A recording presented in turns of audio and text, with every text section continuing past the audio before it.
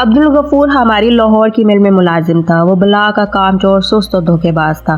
وہ مل کی گندم آٹا چوری کر کے بھی بیچ دیتا تھا، کام میں بھی سستی کرتا اور وہ جی بھر کر نکٹھو بھی تھا۔ ہم نے کئی بار اسے نکالنے کا فیصلہ کیا، لیکن پھر میں اپنے والد کی وجہ سے رک جاتا تھا۔ میرے والد نے نصیحت کی تھی، میرے بعد کسی کو نوکری سے مت نکالنا۔ عبدالغفور مجھے والد کی طرف سے ورثے میں ملا تھا، چنانچہ میں اسے برداشت کرنے پر مجبور تھا۔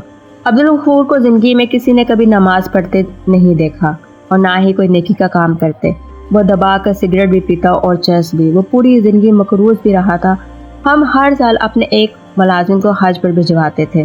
ہم اس ملازم کے تعین کے لیے قرآن اندازی کرتے تھے۔ ہم نے ایک سال قرآن اندازی کی، عبدالغفور کا نام نکل آیا۔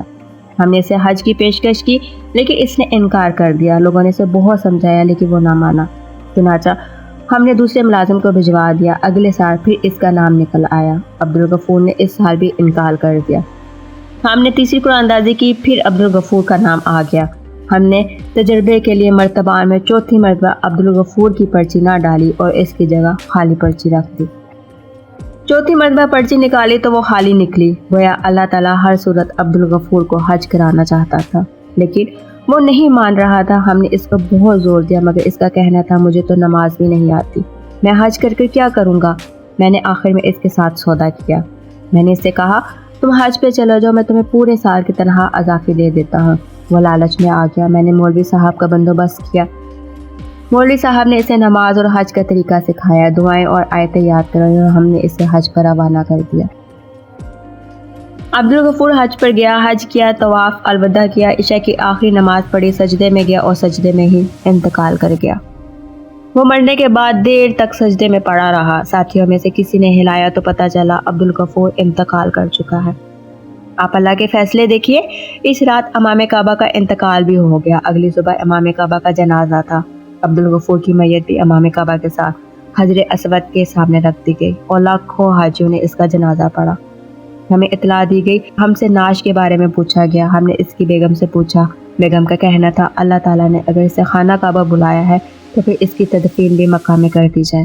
ہم نے اس کی تدفین کی اجازت دے دی اور یوں وہ مکہ مکرمہ میں دفن کر دیا گیا۔ میں اس کے نصیب پر حیران رہ گیا۔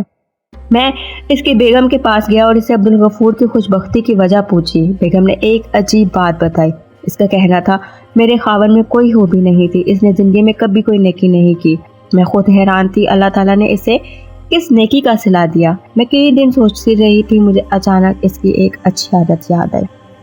ہمارے محلے میں ایک خوبصورت بیوہ ہے، یہ جوانی میں بیوہ ہو گئی تھی۔ محلے کے تمام لوفر اس پر بری نظر ڈالتے تھے اور اس کی 2 چھوٹیاں بیٹیاں تھیں۔ مکان اس کو اس کا مرحوم خاوند دے گیا تھا۔ گھر کے اخراجات اس کے دیور نے اٹھا لیے تھے، لیکن مہنگائی میں اس کا گزارا نہیں ہوتا تھا۔ وہ اپنی بیٹی کو پڑھانا چاہتی تھی اور اس کے لیے دوسروں کے گھروں میں کام کرنے کے لیے جاتی تھی، لیکن وہ جہاں جاتی تھی لوگ وہاں اس کی عزت پر ہار ڈال دیتے تھے، چنانچہ وہ کام چھوڑنے پر مجبور ہو جاتی تھی۔ میرے خاوند کو پتہ چلا تو اس کی ڈھال بن گیا۔ اس نے اسے اپنی بہن بنا لیا۔ اس نے اپنی منہ بولی بہن کو گھر بٹھایا اور اس کی دونوں بیٹیوں کو اسکول داخل کرا دیا۔ وہ لوگوں سے قرض لے کر آپ کی فیکٹری سے چوری کر کے ان بچوں کو تعلیم دلاتا تھا۔ وہ ہفتے 10 دن بعد اپنی منہ بولی بہن کے گھر راشن بھی دے آتا، لیکن اس نے راشن دیتے وقت یا بچوں کی یونیفارم، کتابیں اور فیس دیتے ہوئے کبھی اس کے گھر کی دہلیز پار نہیں کی تھی۔ وہ یہ تمام چیزیں ایک بڑی سی ٹوکری میں رکھتا تھا۔ وہ ٹوکری بیوہ کی دہلیز پہ رکھتا تھا، دروازے پہ دستک دیتا تھا اور کہتا تھا مریم بہن میں نے سامان باہر رکھ دیا ہے، آپ اٹھا لیں۔ اور مریم وہ سامان اٹھاتے ہوئے ہمیشہ کہتی جا میرے بھائی، اللہ تعالیٰ تمہارا خاتمہ ایمان پہ کرے۔ ہمیں یہ دعا عجیب لگتی تھی، لیکن ہم چپ رہتے تھے۔ آپ نے اسے پچھلے سال بھی حج پہ بھجوانے کی کوشش کی، لیکن اس نے یہ سوچ کے انکار کر دیا کہ اگر وہ سعودی عرب چلا گیا تو مریم بہن خود کو بھی آسان محسوس کرے گی۔ وہ اس بار بھی نہیں جانا چاہتا تھا، لیکن آپ نے اسے پورے سال کی اضافی تنخواہ دے دی۔ عبدالغفور نے وہ ساری رقم مریم بہن کو دے دی اور حج پر چلا گیا۔ اس کا وقت پورا ہو چکا تھا، چنانچہ اللہ تعالیٰ نے اسے زبردستی مکہ بلوایا۔ مریم بہن کی دعا قبول ہوئی اور میرا خاوند ایمان کی عظیم حالت میں اللہ تعالیٰ کے پاس چلا گیا۔ آپ حیران ہوں گے، مریم بہن نے جب یہ خبر سنی تو اس کے منہ سے بے اختیار شکر الحمدللہ نکل گیا۔ وہ رکے، چند لمبے سانس لیے اور پھر گویا ہوئے میں یہ داستان سن کے سختے میں آ گیا۔ میں اس کے بعد مریم بہن کے گھر گیا اور میں نے عبدالغفور کی طرح اس خاندان کی ذمہ داری اٹھا لی۔ میں اس دن سے مریم بہن عبدالغفور کی بیگم اور اپنے تمام دوستوں سے درخواست کر رہا ہوں، آپ میرے لیے دعا کریں، اللہ مجھے عبدالغفور کی موت نصیب کر دے۔ میں خود بھی دن میں سینکڑوں مرتبہ ایمان پر خاتمے کی دعا کرتا ہوں۔ میں نے زندگی میں کبھی حج نہیں کیا۔ میں 15 سال عبدالغفور کی طرح بلاوے کا انتظار کرتا رہا۔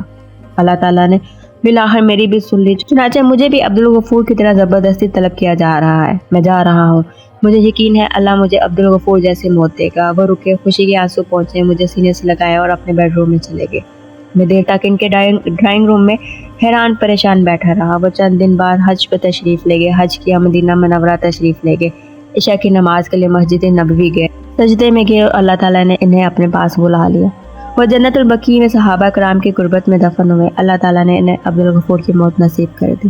امید ہے کہ آج کی ویڈیو آپ کو پسند آئی ہوگی۔ اگر ویڈیو پسند آئی ہے تو ویڈیو کو لائک کر دیں اور چینل کو سبسکرائب کر دیں۔ Thanks for watching.